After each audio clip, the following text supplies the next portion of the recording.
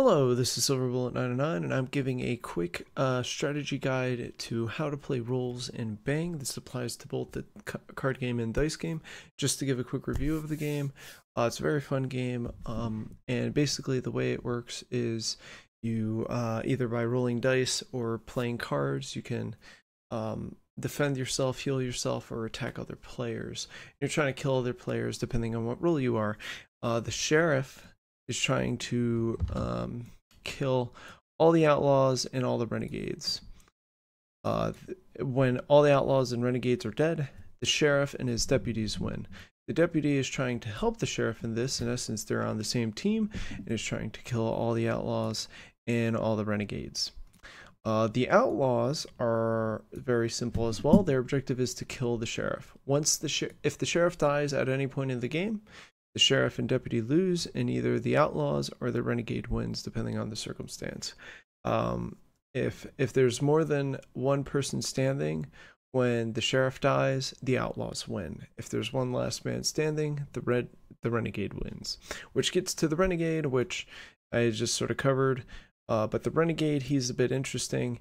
He wants to kill everybody except for the sheriff, and then when everybody else is dead, he wants to kill the sheriff. So he wants to be the last man standing, and if he is the last man standing in the game, he wins. The Renegade is actually probably the hardest to win with. The game is not like super meant to be super balanced, but the reason why I'm making this video is that it's sort of a deception game. It's a very late deception game. Nice way to introduce people to sort of more crazier games like oh wow, like Deception Hong Kong or Avalon, things like that. But I wanted to make this video just to give some hints and tips, because I've had people who were very confused as to how to play the role and made some really dumb moves. So hopefully this enlightens you, or helps you and helps guide any friends you're playing this game with. As the sheriff, when you're playing as the sheriff, your role is very simple. You want to kill all the outlaws and renegades.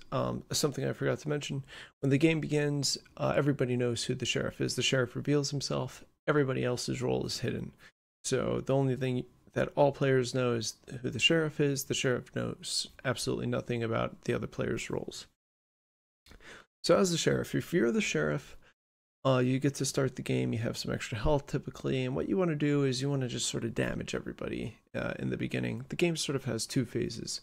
It's sort of the hidden phase where deception stuff occurs, and then what I call the fire to the flame, the fire to the fuel phase, where the sheriff just got attacked, roles are basically getting revealed, and you know, you're actually targeting your attacks. So in phase one, the sheriff, until you get shot purposely, explicitly by a person, you're really just sort of chilling. You can sort of try to force other people to do things and be like, I'm going to target you if you don't do this, because that deputy would do it, and you know, listen to my orders type of thing, depending on how much you want to talk. But really, it's very simple for the sheriff. He just tries to spread damage. He wants to be standing high and mighty on his hill, and everybody else is struggling to survive. And it's nice and easy that way, because if everybody else dies, the sheriff has a good chance of winning, or wins basically. So it's good for him. The deputies are hidden to the sheriff, and they don't want to attack the sheriff. They never want to do that. There's no reason for the deputy to ever attack the sheriff. It's just a bad move.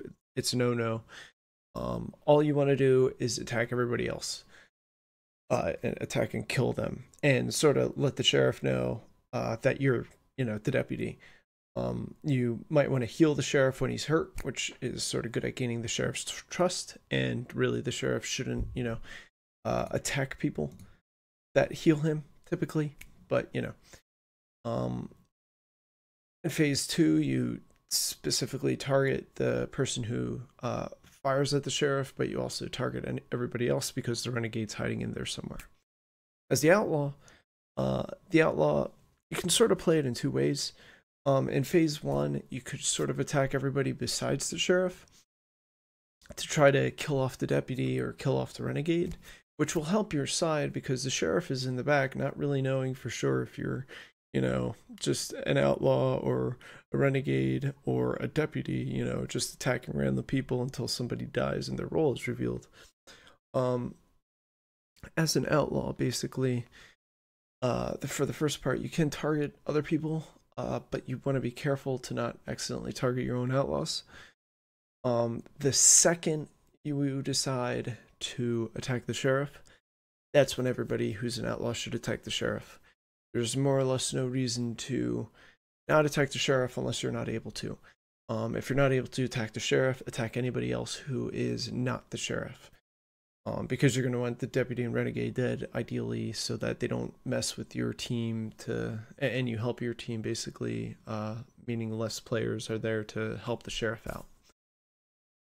There's never any reason once the sheriff has been attacked to not attack the sheriff, or even to try to pretend like you're something other than the outlaw, especially if you're the one attacking the sheriff.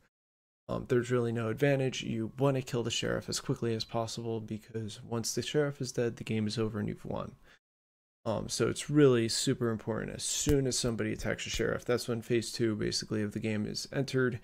Everybody, except for the sheriff, knows who everybody is typically, because the renegade's going, okay, that guy's an outlaw, so the other players are either outlaws or you know, the deputy, depending on who else attacks the sheriff.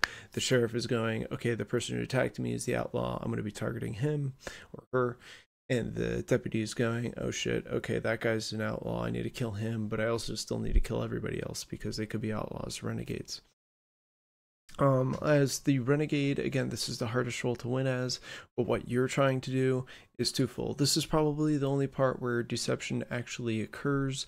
You're really, as the outlaw, you're probably playing badly if you convince the sheriff that you're a deputy, or the sheriff is really bad at the game. As the deputy, you really don't want to trick the sheriff into thinking that you're an outlaw or something. That's just stupid. As the renegade, you're doing two things. You want to sort of, you want to kill everybody else, so you want to, you know, target deputies and you want to target outlaws, but you want to play it as a balanced game. So, you know, if the outlaws are doing really well and doing a lot of damage to the sheriff, maybe heal up the sheriff, and you also target the outlaws that have revealed themselves.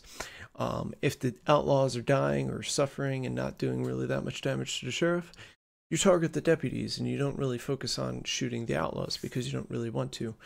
You want to try to make everybody suffer and you stay in good health, and then finally kill the sheriff when everybody else is dead.